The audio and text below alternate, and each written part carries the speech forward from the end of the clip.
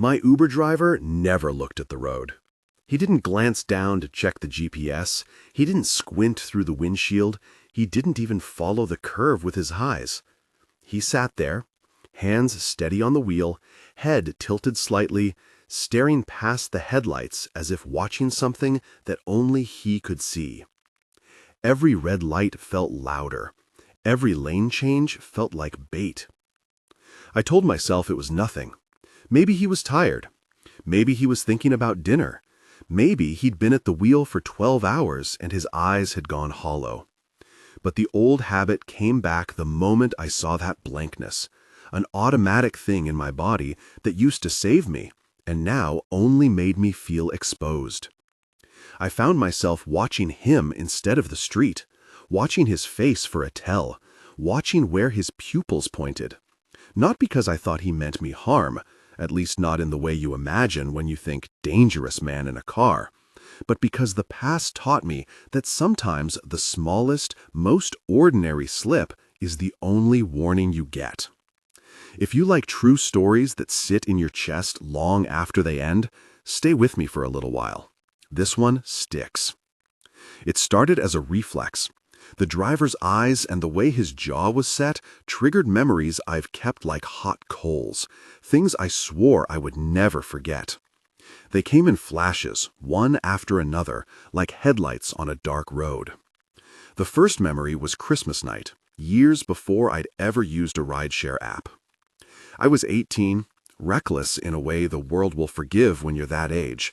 Reckless and kind, a dangerous combination.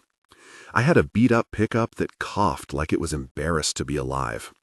The radio rattled with static between songs. The heat came and went in waves. It was late. Snow had fallen earlier and been packed down to hard black ice in the higher curves, but lower down the road it was only gravel and the dull sound of my tires whispering. My hands were numb in cheap gloves. The steering wheel burned my palms when the heater kicked in for a second. I saw him on the shoulder long before he saw me. Camouflage jacket, the hood up, a compound bow slung across his back, moving the way someone who has practiced movement a long time moves. Stiff, economical, like he was used to calculating distance and angle in his sleep.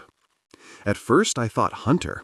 You think of hunters as a particular breed, close to calm, carrying an old kind of patience. But closer up you notice things you don't expect on a hunter. The smell. It was metallic, like engine oil and coins, and something older, and it sprayed into the cab when he slid in like a cold wind carrying iron. "Christmas?" I said, because that's what polite people say when they don't know a stranger. "Yeah," he replied, voice low. There was dirt under his nails, and his breath fogged the inside of the windshield for a second when he leaned in. He smelled like machinery and old tobacco. He kept glancing toward the dark off my window, toward a logging road that split from the main one and disappeared into trees. When he leaned back, I saw the minivan. It was beige, the kind of van that looks like it's always drafting groceries and folding chairs, the sliding door thrown open like a mouth. It sat at the turnoff, engine idling, lights dim, the interior deeper black than the night itself. The door remained open even as the cold scraped at it, as if someone had walked out and left it there on purpose. The man shifted his hands so I could see the bow, a smooth, modern thing with glossy limbs. He moved without hurry, which was the worst part. Calm people can be the most dangerous, because calm hides intent the way fog hides a cliff. He told me where he was going with a sentence and nothing else, and when I asked whether he needed a lift, the answer was almost too easy. Suppose so, like a man testing whether kindness will be there. I should have let him walk. You can hear a dozen stories about how stopping for strangers is a risk you don't need to take, how you should lock your doors and drive on. But there are times when logic feels barbarous. The night was thin and the mountain was thinner. I told myself I was being neighborly. I told myself I was doing the civilized thing. He got in. The door shut with a small, muted thud. We drove a few bends and the radio sputtered and went out. The van at the logging road was a dark blot in the peripheral light. I watched him in the rear view, calm, hands loose in his lap. He didn't ask questions, he didn't say much. He rubbed at his thumb, and a thin smear of something darker showed on the fabric of his glove. He smelled of metal and of something old. I noticed the smell because my mind is trained to notice small details now, but at the time I kept a smile I could feel glued to my face and a polite distance in my voice. "You're going that way?" I asked, pointing to the logging road. "Yup," he said. "Thought I'd check a stand." He told me about trees and deer and points of view, but the words felt like filler. When we passed the parking turnoff again, the minivan was still there, door open, no one visible. It was like a stage set. When we rounded another bend, I watched that sliding door in the mirrors as if the world might rearrange itself around it. The look in his eyes didn't match the story. His pupils flicked once toward the van, then back to me, and his expression gave nothing away. There was a small cut on his knuckle I hadn't noticed when he first climbed in. Now, blood had darkened the skin. The moment the van took up too much of the night, when it wasn't just there but became a possibility as something that could be, and the man's hand brushed my thigh in a movement that could have been reaching for his bow or for his wallet, I panicked like a trapped animal. My chest went hot and my hands doubled down on the wheel. I said something that sounded like an apology and a lie. "I have to get home." I didn't. I sped. The engine pinged against the cold, and the tires kicked up gravel and prayer in the same breath. I watched in the mirror as the minivan's open door was swallowed by trees, as if someone had pulled a curtain over the scene. I told myself later I had done the right thing. I told myself it was safer that way. But the memory of that open door stayed with me. How ordinary it had been to leave it ajar, as if the gestures of everyday life had been interrupted mid-breath. It sat in my chest where a heart should be, an ache that hummed when I slept. After that night, I started locking my doors when I parked. I swallowed the instinct to stop for strangers when I was alone on mountain roads. It wasn't because I wanted to be hard, it was because I had felt how thin safety can be, how quickly it peels away. Back in the Uber, the driver's eyes stayed away from the road, and for a second, I felt like I could reach into the past and tug that varmint of a memory back into place. My fingers tightened around the edge of the seat as if I could clutch the present into being. The smell in the car was a combination of air freshener and old leather. Rain had started to smear the streetlights into halos. He glanced at me once, not the casual glance of a driver checking a fare, but the quick assessment of someone who wants to know what you know without asking. I had to remind myself, out loud, a whisper in my own head, that taxis and ride-shares are not the same as deserted logging roads at Christmas. The second memory arrived like a heat wave, a summer night when the air was sticky and the light of the gas station was a poor moon. By then I was older, not as invincible, and with a younger sister who just started learning how to manage a car of her own. We were at a small-town gas station because her learner's permit hours weren't yet done, and we'd taken a detour for practice. The streetlight over the pump flickered every few seconds, time moving in jerks. There were 2 cars idling in the lot, and a fly buzzed against the inside of the glass door, drawn to the fluorescent light like a person to a screen. She was on the corner as we passed, a woman maybe in her 40s, middle-aged in a way that was softer than broken, with a voice so rough it sounded like it belonged to someone who'd smoked before cigarettes were frowned upon. She had on no coat, summer heat clinging to the thin fabric of her shirt. Her hair was unkempt, her eyes hollowed by a tiredness I'd seen too often in people who had learned the world would not smile back. "Please," she said the moment we slowed, "can you give me a ride? Just to—" I don't remember what she asked for exactly, because my head was full of tiny warning lights, the train of thought that spells out reasons not to. My sister was nervous. She had the learner look, hands white-knuckled on the wheel. The pump light hummed. There were 2 cars idling in the lot, and a fly buzzed against the inside of the glass door, drawn to the fluorescent light like a person to a screen. She was on the corner as we passed, a woman maybe in her 40s, middle-aged in a way that was softer than broken, with a voice so rough it sounded like it belonged to someone who'd smoked before cigarettes were frowned upon. She had on no coat, summer heat clinging to the thin fabric of her shirt. Her hair was unkempt, her eyes hollowed by a tiredness I'd seen too often in people who had learned the world would not smile back. "Please," she said, the moment we slowed, "can you give me a ride? Just to—" I don't remember what she asked for exactly, because my head was full of tiny warning lights, the train of thought that spells out reasons not to. My sister was nervous. She had the learner look, hands white-knuckled on the wheel. The pump light hummed. The woman's voice had sand in it. I hesitated. Saying no felt like a small, cruel decision. She was human. She was asking. But there was a map of safety in my head that had been redrawn by the first open door. Friends who warned me, stories that did their work by settling into my bones. I remember feeling like the world wanted a slow cruelty, like it wanted me to be the one who said no. We rolled down the window because manners make people honest in small ways. "We can't," we told her. Something like, "Sorry, and we're not allowed." Maybe it was the phrasing, maybe it was our visible flinch when she reached for the car. Her face fell. She put her hands on the glass like a child in a shop window. Her voice broke. That night, she disappeared. 2 months passed. My timeline with that memory is rough, but the absence of her face in the foot traffic and the rumor threads that followed were very sharp. We eventually saw a flyer at the grocery store pasted next to a coupon book. An older woman had made it, the paper browned at the edges, her face frozen in a grainy photograph taken at a friendly distance. The flyer said, "Missing."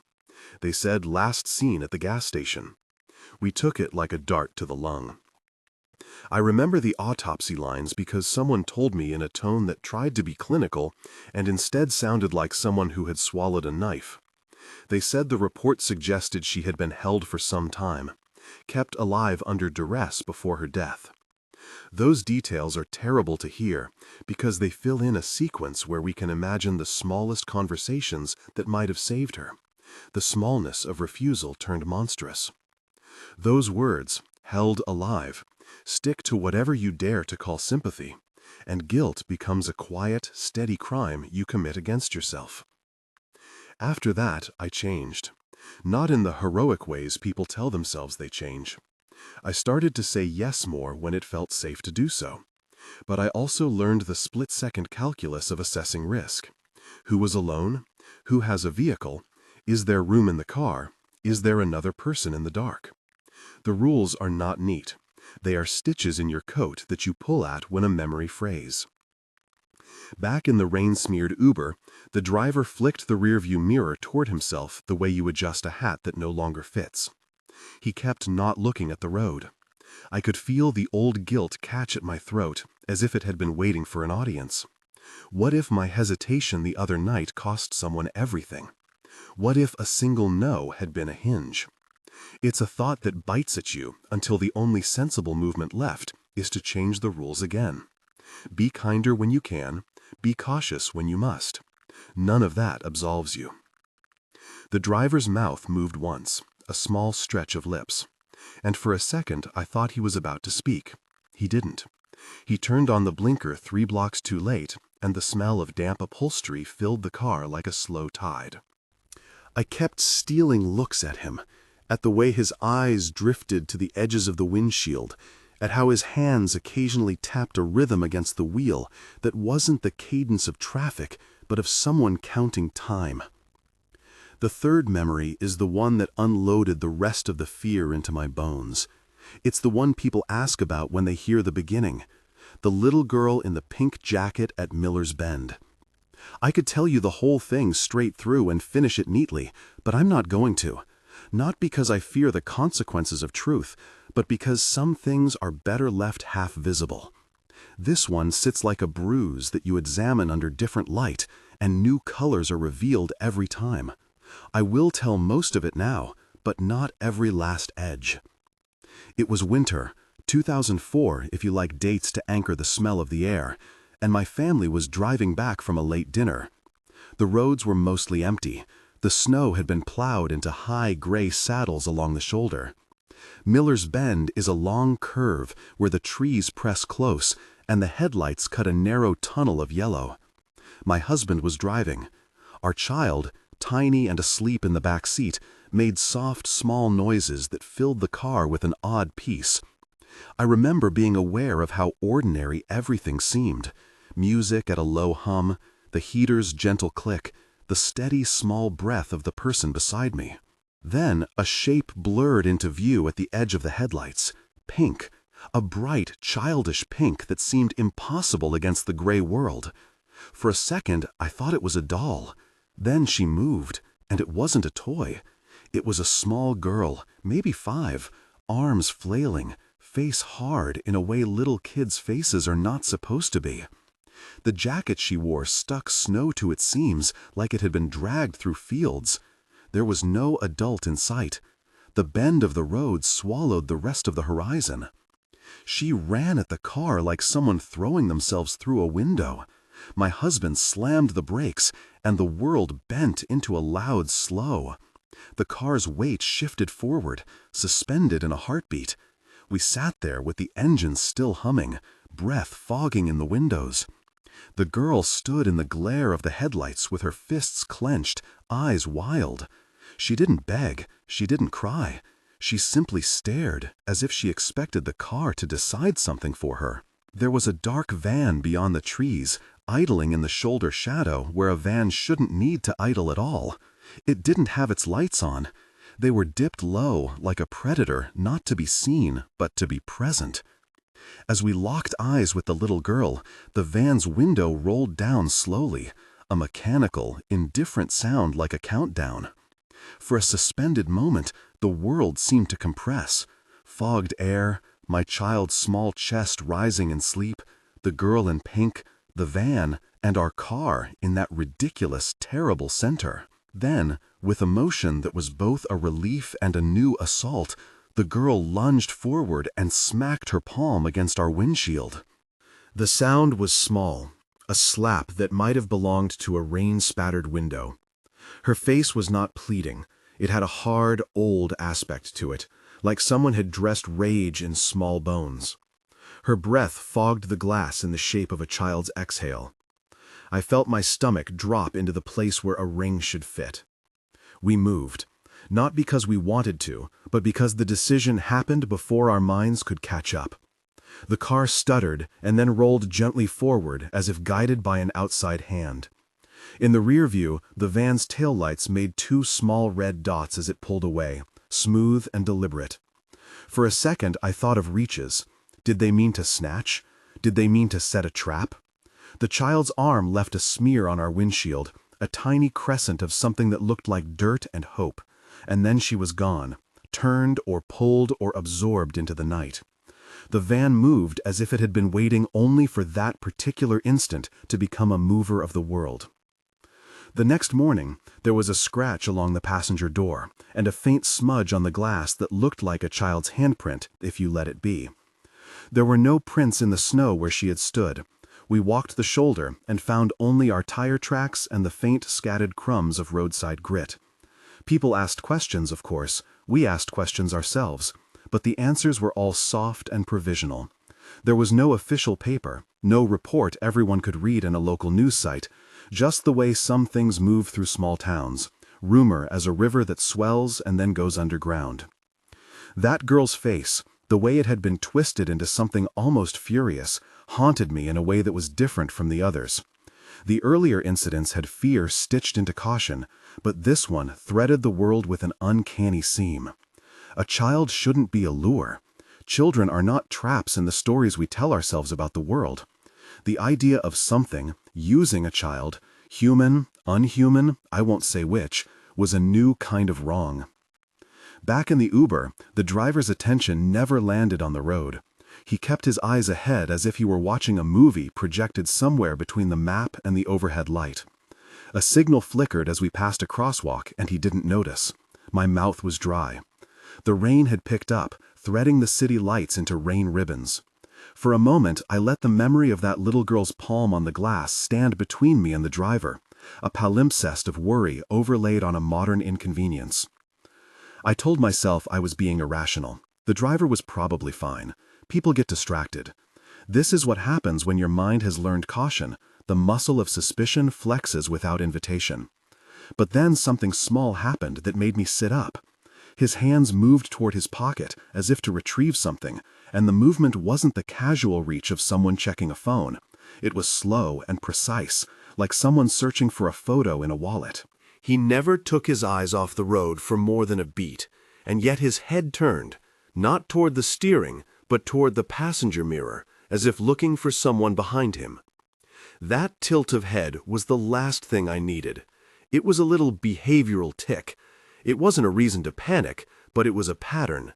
Patterns are what I notice now. That tilt was too practiced, too deliberate. It felt like a rehearsed gesture. I shouldered the seatbelt into my collarbone like armor and adjusted my posture so he couldn't see my hands fidgeting. I tried to make myself small, to be a passenger without drama.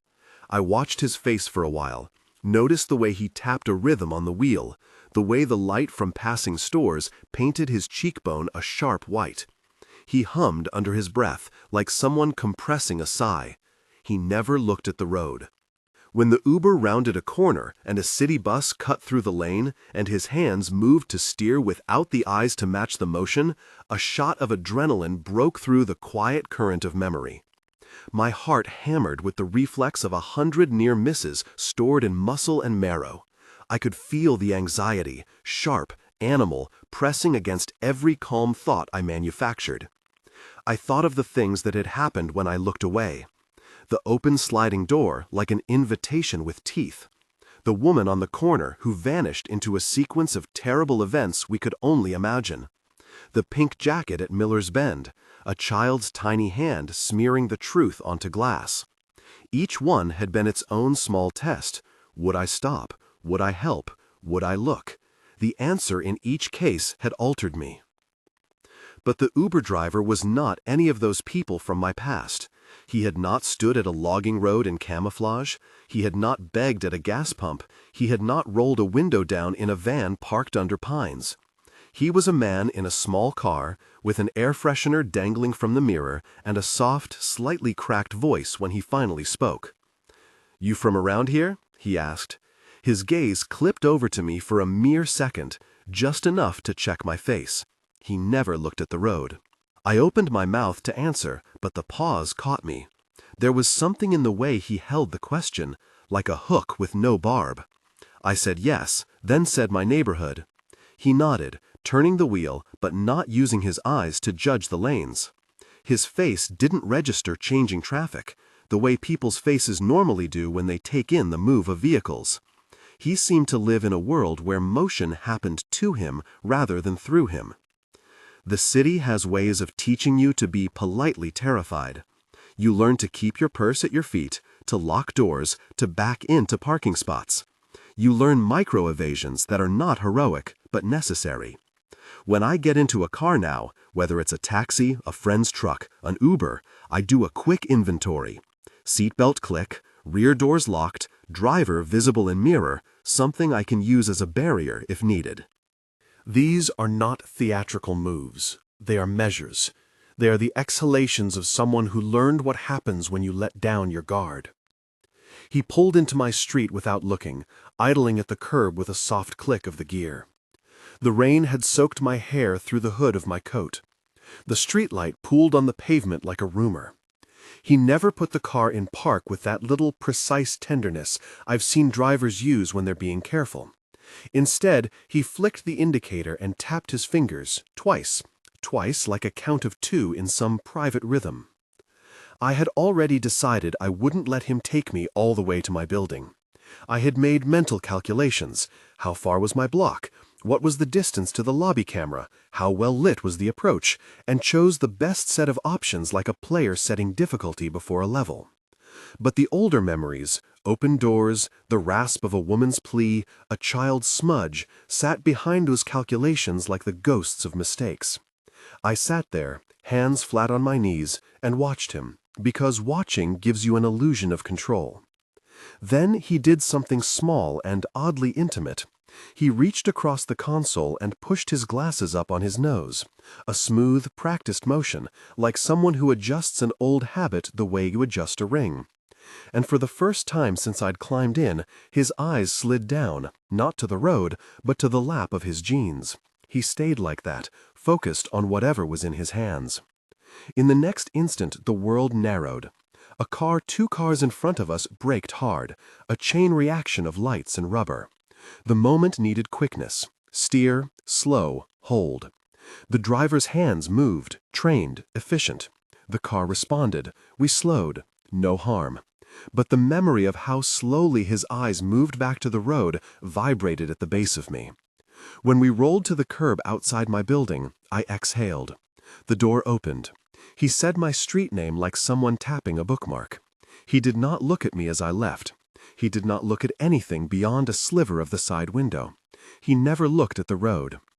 I slid out into the rain and the light, and for a second the past and present overlapped like 2 transparencies.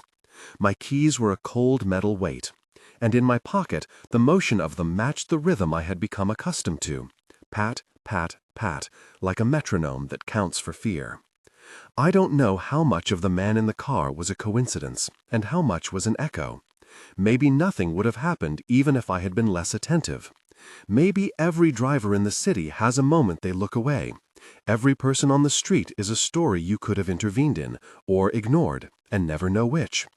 But memories are not interested in probabilities. They are interested in proof.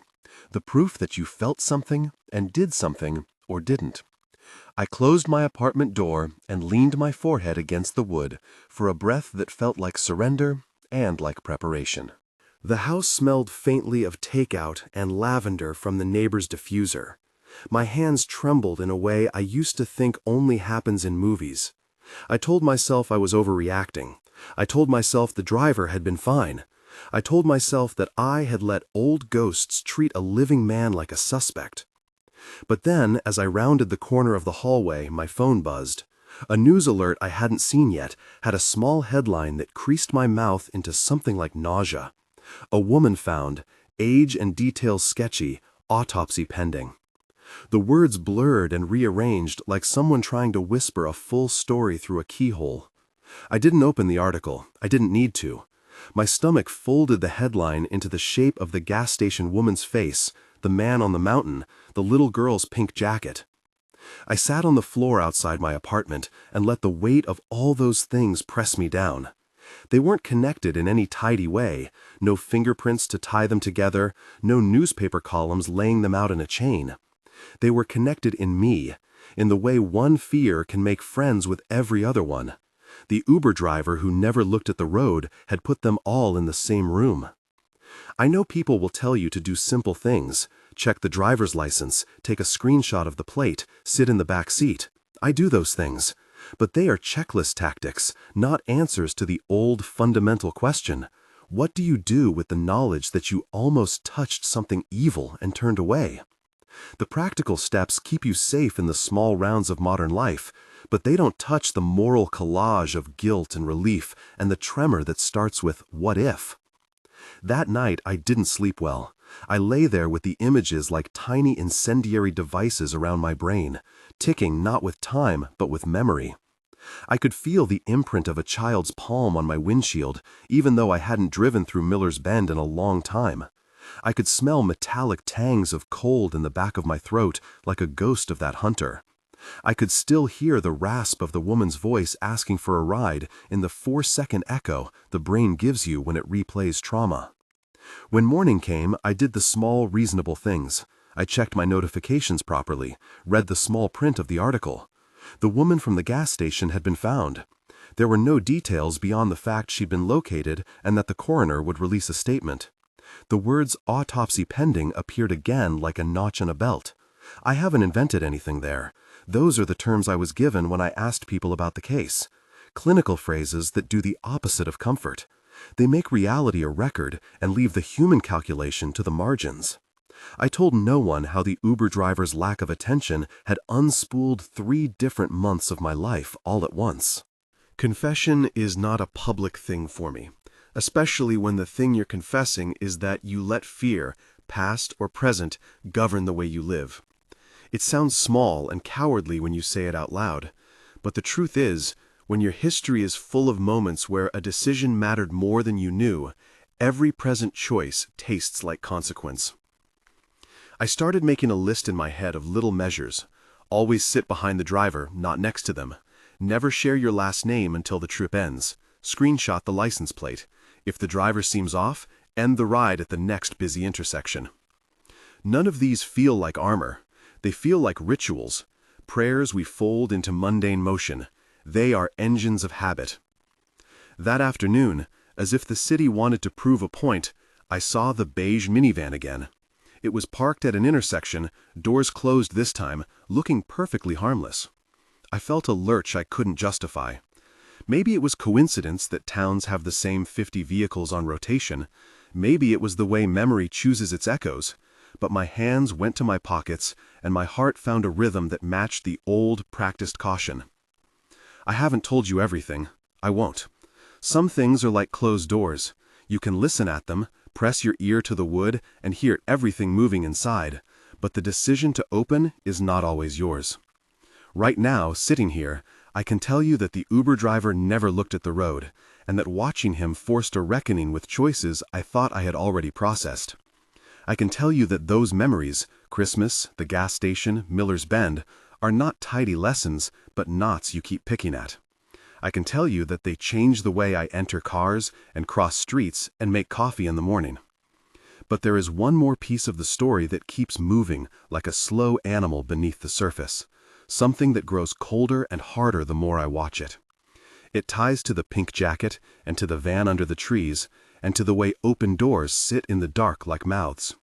It is the thing that made me start watching drivers at all, the thing that taught me to count blinks and note the direction of pupils and to make 1,000 small inventories of safety.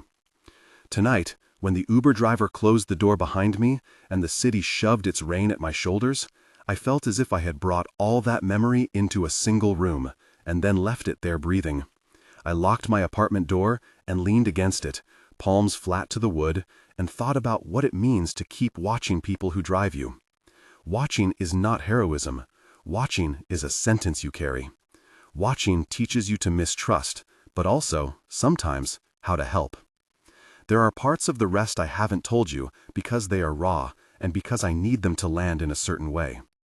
There is a moment that comes after Miller's Bend, one that ties the three memories together in a way that unsettles me, a moment that made me promise myself a pattern of living I have mostly kept. I will tell you that next. But before I do, I want you to imagine the way your own car looks in a dark parking lot. The way the interior light picks out a passenger's face, the dull gleam of the rearview mirror, the small, sharp sounds that mean something is about to break. When I went back out, that van I had seen at the intersection was gone. But the impression it left had the kind of staying power of a bruise. It made the idea of a driver not looking at the road feel less like a minor rudeness and more like a door left unlocked in a house where someone once came and you couldn't tell whether they left anything behind. I pulled my keys from my pocket and rolled them between my fingers until they were a warm, metallic comfort. There is more to tell, more about what I did with those memories, what I learned, how they shaped my small rituals and my big moral choices. There is more about the way the last van moved away, and about a scratch that appeared like a punctuation mark on the side of my car. I will tell you that next, and when I do, I will tell you about the exact moment when I realized that watching drivers had become a kind of punishment as much as it was protection. For now, remember this one thing. You can sit in the back seat and pretend the road is someone else's problem. Or you can watch, counting the beats between a driver's blink, tallying up the little tells and the larger silences. Either way, the road keeps going. The question I live with is whether watching makes you safer, or whether it just teaches you to live in a world where you expect the worst and pay for the privilege of being right. If you've ever had a night where a driver's inattention made your skin crawl, tell me in the comments. I want to know I'm not the only one who keeps a ledger of small dangers. And if you want more stories like this, hit subscribe. I have a few that still sit cold in my chest. There was one more thing that happened after I left the car that night, something small and almost ridiculous, but it broke the rhythm of the previous weeks and pulled every memory into a single, bright, terrible focus. It involved a scratch, a smudge, and a reflection that didn't match the face in the glass. But that is another moment, and it needs a different kind of light to tell properly. I told you there was a scratch, a smudge, and a reflection that didn't match the face in the glass. That's where the next morning picks up, and I am still not sure how much of it was real and how much was the brain doing what brains do, assembling patterns where none exist. So I'll tell you exactly what I saw, what I did, and what it left me with. I went back to the street before dawn, because the light at that hour is honest in a way that afternoon light isn't. It doesn't flatter anything, it just shows what is. The rain from the night before had left the pavement mottled, and the air tasted faintly of wet asphalt and coffee. My car was where I had parked it, nothing dramatic, just a small rectangle of tired metal under a sodium lamp. But when I walked up, the lamp picked out a long, pale scratch along the passenger door. It wasn't deep enough to dent metal, but it was a mark like a fingernail dragged across skin, white against dark. Beside it, lower on the glass, there was a thin smear that caught the light like a crescent moon. Up close, it looked almost deliberate, as if someone had paced their palm along the pane and left only a crescent of residue. I cupped my fingers against the smear and felt nothing. No waxy residue, no grit, only the cool glass. When I leaned closer, I could see the fine ridge of the scratch, hairline and curling, like someone had impatiently tested the paint and moved on. The scene hit different spots in me at once. There was the small physical fact of damage, repairable, annoying, and there was the memory-laced echo of that child's palm on the windshield at Miller's Bend and of the slamming hand against my glass. I could not look at the mark without hearing the slow, deliberate roll of a van window in my head and feeling my chest lighten and constrict in the same motion. I ran my thumb along the crescent, and the residue smeared into my skin, leaving a barely visible gray. I tried to tell myself it was sap, road grime, something banal. My hands moved like they had their own memories. I scratched at the paint with the pad of my nail, as if that would change the past. When the neighbor from across the hall, Mark, opened his door to walk his dog, I almost laughed because of how ridiculous it would have sounded to say, "Do you remember a child at Miller's Bend?" Instead, I said, "Did you hear anything last night? Car doors? People?" He hesitated in that neighborly way, looking past me down the stairwell. "Saw a van idling on Spruce around 11, he said. "Didn't think anything of it. Somebody waiting on someone, maybe." He shrugged like it explained everything. Danny from the second story, who'd worked nights at the warehouse, came down in his slippers because the dog had whined. He glanced at the scratch and the smear and said, "Huh, that looks new." He didn't volunteer anymore. Those are the kinds of folks who keep the town tidy by being vague. I went to the lobby to check the building camera because it felt like the rational step. The security feed has a 30-day loop and an ethic to it. You can't just scroll back to find everything you want. The manager was a tired woman with a ring of salt in her ponytail. She checked the tape and told me it didn't cover the curb outside at the angle that mattered. "Sorry," she said, like an apology could fix the hunger of not knowing. She offered me a clipboard and said if I wanted to make a report, she'd file it. But there was no enthusiasm in her voice. There rarely is for personal mysteries. They become, in the language of institutions, indefino, unresolved, not headlineable, small griefs folded into larger calendars. I left the file with the manager and went back up to my apartment with the scratch in my chest. It seemed to take up more space than the physical mark on the car. In the fridge, I found the coffee from the night before and poured it into a mug and burned my tongue, making it a poor substitute for something steadier. For a while, I did the small rituals: change my shirt, check locks, replay the Uber ride to see if I'd missed anything. I kept coming back to the thought that the reflex to watch drivers is not a single muscle memory, but a knot of memories, each one a turn in the rope. What unspooled over the next days was less a sequence of discoveries and more a process of accumulation. I trawled the edges of what I could find without turning it into an investigation that would involve police reports and interviews. I spoke with the woman at the convenience store who ran the counter on the corner. She remembered a beige minivan idling at odd hours weeks back, but couldn't say whether the day I was talking about matched the plate in her memory. Memory is sloppy that way. It fills in details when you ask it to and hides them when you don't. At night, I dreamed in fragments, a sliding door yawning into black, the metallic smell of something older than a hunting story, a child's pink in the white of snow. Waking up made the dream worse because waking up meant you had to be the person with keys and a car and things to fix. It's difficult to put yourself in the role of someone investigating the edges of a possible crime while your life expects you to be a person who pays bills and buys milk. So I did both badly. I filed a report at the precinct, no immediate interest. They said they'd input it. The words "no sign of foul play" never came. They didn't say anything like that. They said they would log what I told them and to call if anything new turned up. That, too, felt like a public shrug. The smear stayed on my mind more than on the glass. When you have experienced an event where timing mattered, when a decision to stop or to drive past could be the hinge between harm and safety, the residue of small choices sits like gravel underfoot. I started sleeping with the keys on my nightstand like a talisman. I started to ride in the back seat as a default, a place where I could watch and be watched, where I had a sense of what I could access if I needed to.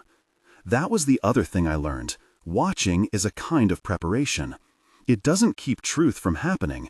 It only gives you a better shot at noticing when the world is nestling up to a danger. Even with all the measures, the haunting felt less like an external threat and more like an internal ledger, an account that kept tally of all the little moral decisions that had been made over the years. I would wake with a list of nearly helped, nearly stopped, almost turned around thoughts. The ledger grew teeth over time. It bit into me when I saw someone on the sidewalk who looked like they might be in need, and my hand would go to the phone to hail a rideshare as a way to avoid a spontaneous choice. That's cowardice, and it's also a reasonable coping mechanism depending on how you tell the story. Weeks later, driving somewhere ordinary, grocery run, necessary hum, I passed a small park and saw a van waiting just inside the lot. Beige, closed doors. I slowed automatically, scanning, and my breath hitching as if I had practiced that motion in an earlier life. This time, instead of letting memory dictate a panic, I pulled over to a well-lit spot and called a friend to stay on the line while I walked back to check. Call it theater, call it rationalized fear. The van was empty when I circled it. The doors were latched, the interior held nothing but a tote bag and a folded jacket. Someone had used it earlier that night and left. Maybe it was related to nothing. The point, though, is not whether the van was innocent. The point is that those small echoes set the terms of my days. There were moments of reaching back and trying to close things that would not close. I found, tucked into a junk drawer, a flyer for the missing woman we had seen at the gas station, the glossy flyer I had stared at in the grocery store 2 months earlier. This one was crumpled and had a different photograph from the one on the board. It looked recent. My hands trembled when I smoothed it out. Names were present on the flyer, addresses too. There was a hotline number printed at the bottom. I dialed and left a message, because leaving a message feels like the correct thing to do, even when the world of official response is slow and blunt. Later, I got a call back from somebody who asked polite, careful questions. Had I seen her? When had I last been at the gas station? And then a pause and a voice that said they would log the recall. The phrases people use in official channels are like anesthesia. They dull your edges without actually mending them. During this time, my friend circle narrowed in a peculiar way. People pull away from things that feel complicated, moral ambiguities, stories that end in questions. What kept me tethered was the small constancy of certain friends who would listen, not to gather dramatic detail to retell at parties, but to hold a space for the shock to be less acute. That mattered. It reminded me I was human and not just a ledger. And then there was the night I returned to my car to find something else had changed. I'd left groceries in the trunk and had forgotten the bag, so I walked back early, just after sunset. There was a soft wind that made the streetlights bloom. The scratch was still there, a pale white line along the paint, but the smear on the window had dried into something less like salt and more like a faint, chalky crescent. I cleaned it with my sleeve. easy, banal, then sat in the driver's seat because I had to gather myself. The radio was tuned to static and a song I liked but didn't want to hear. I held the steering wheel and looked at my reflection in the windshield. This, more than anything else, is why the reflection that night meant so much to me. I saw myself looking back, hair damp from the drizzle, the tired rings under my eyes, everything ordinary. Then, for a reason I still do not understand, the image shifted.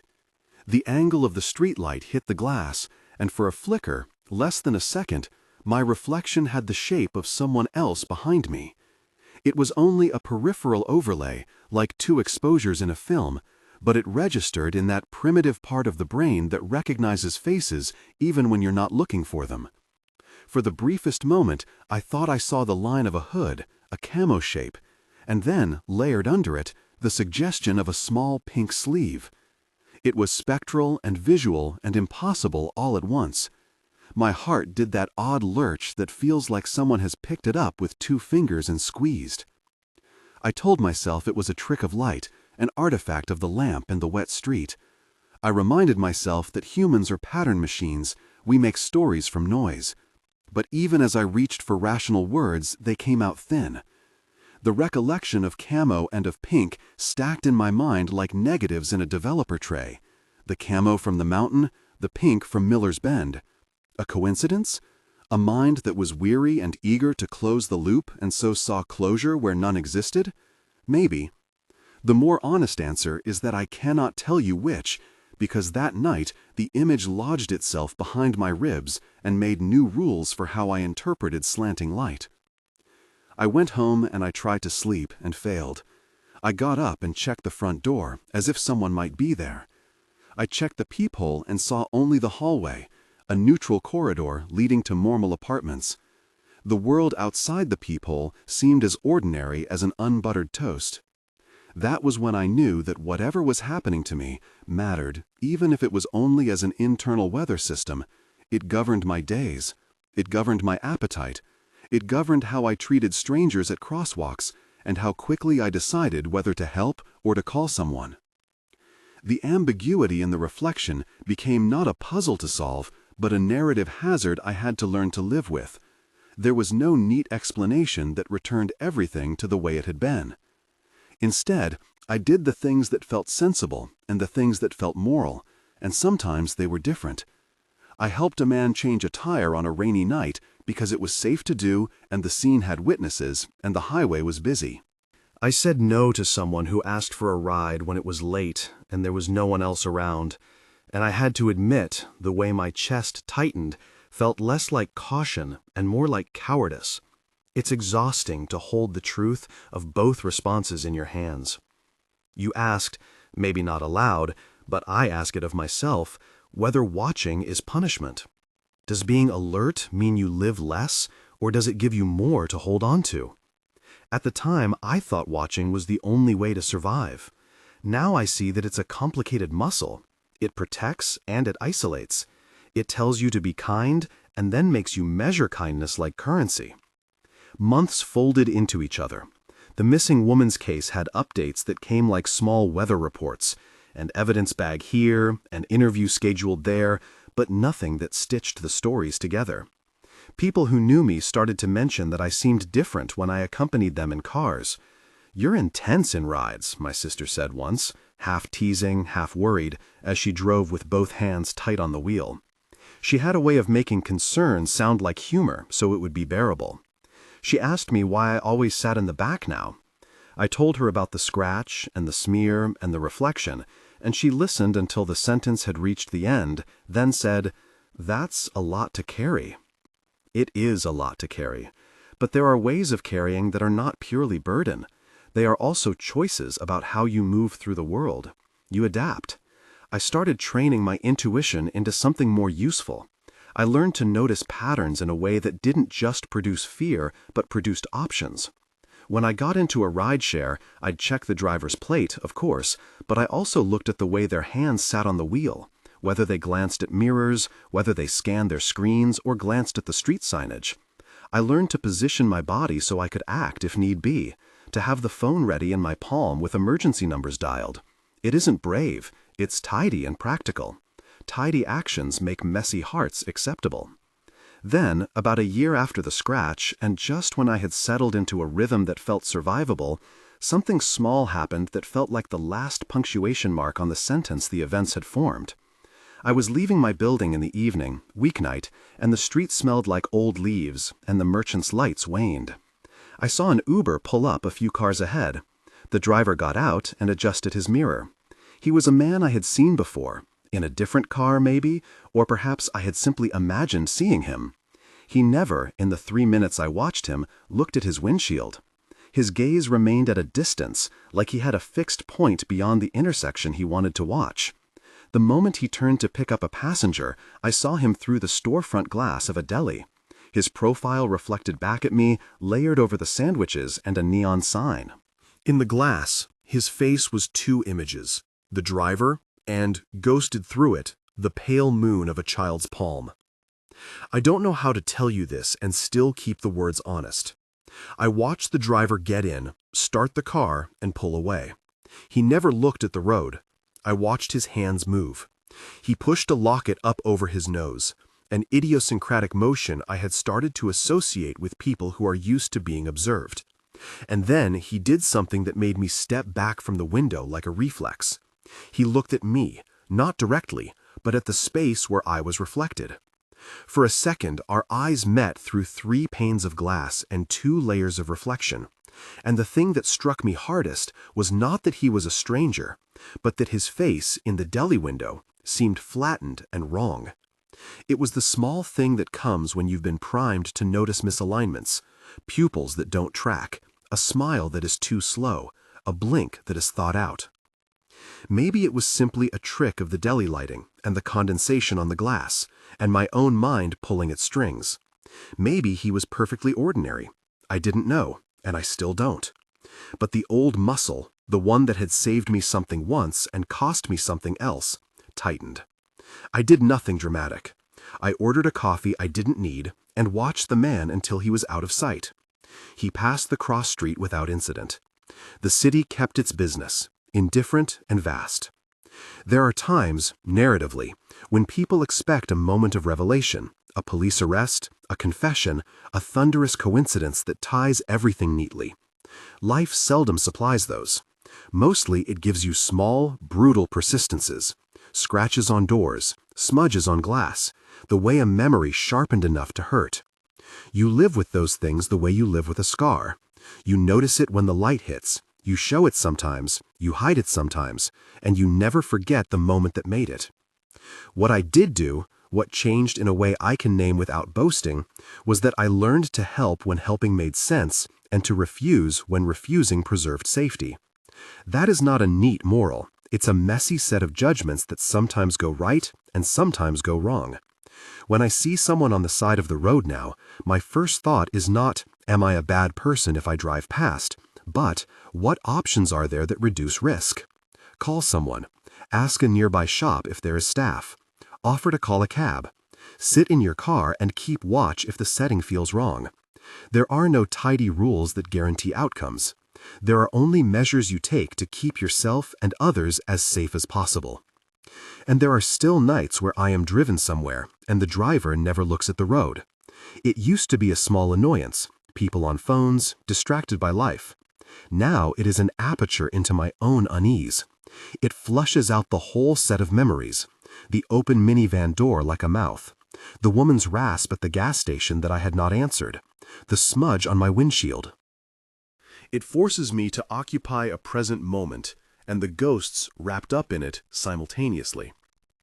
The last time it happened, and this is the end of the story I have for you now, the driver's inattention was the thing that made me decide where to get out.